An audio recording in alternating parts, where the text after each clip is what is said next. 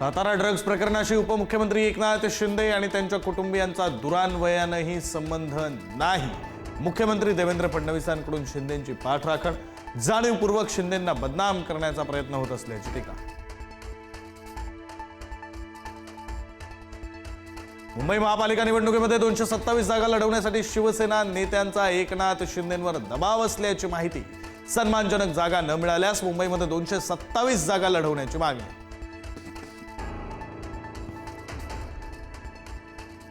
ठाकरे बंधू संयुक्त सभेनं प्रचाराचा नारळ फोडण्याची शक्यता। मुंबईसह नाशिक, ठाणे, पुण्यामध्ये एकत्रित सभा होण्याचा अंदाज। प्रचारात दोघं भाऊ जास्तीत जास्त एकत्र दिसावेत, कार्यकर्त्यांची इच्छा।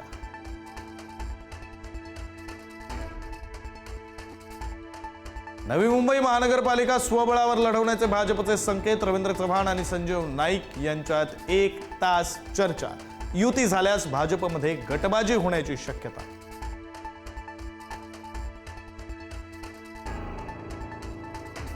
उद्योगपती सज्जन जिंदाल यांच्याकडून मुख्यमंत्री देवेंद्र फडणवीस यांचा पंतप्रधान म्हणून उल्लेख। एक दिवस हे खरं होईल, जिंदालांचं वक्तव्य।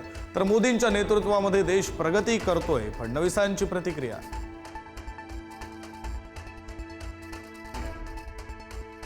मीरा भाईंदरमधील तलाव रोड जवळील पारिजात इमारतीमध्ये बिबट्या शिरला। बिबट्याच्या हल्ल्यामध्ये 3 जण गंभीर जखमी। बिबट्याला पकडण्याचे प्रयत्न सुरू।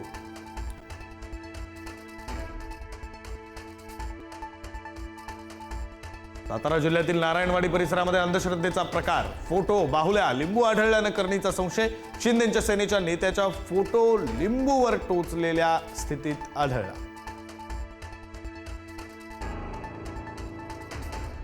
चिंचवडकरांना जे जमलं नाही ते परदेशी पाहुण्यांनी करून दाखवलं। वाहतूक कोंडीतून वाचण्यासाठी फुटपाथचा वापर करणाऱ्या बेशिस्त दुचाकीस्वारांना परदेशी पाहुण्यांनी दिले शिस्तीचे धडे।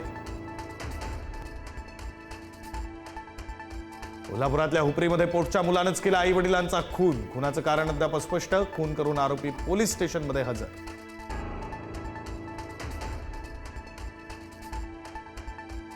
दादरमध्ये इमारतीवर चढलेल्या तरुणाला अखेर पकडलं। संबंधित तरुणाची एका बिल्डिंगवरून दुसऱ्या बिल्डिंगवर उडी।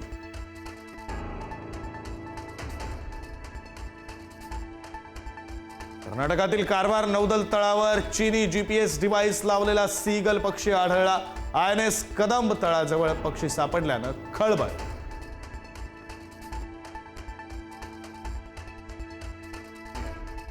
लग्न होत नसेल, नोकरी मिळत नसेल तर रामनामाचा जप करा। भाजप खासदार अजय भट्ट यांनी संसदेत दिला सल्ला।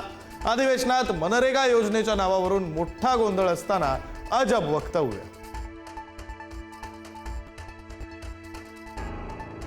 दाक्षिणात्य अभिनेत्री निधी अग्रवाल सोबत चाहत्यांचं गैरवर्तन। हैदराबादमध्ये द राजा साहब या आगामी चित्रपटाच्या गाण्याच्या भव्य लॉन्च सोहळ्यामध्ये धक्कादायक प्रकार।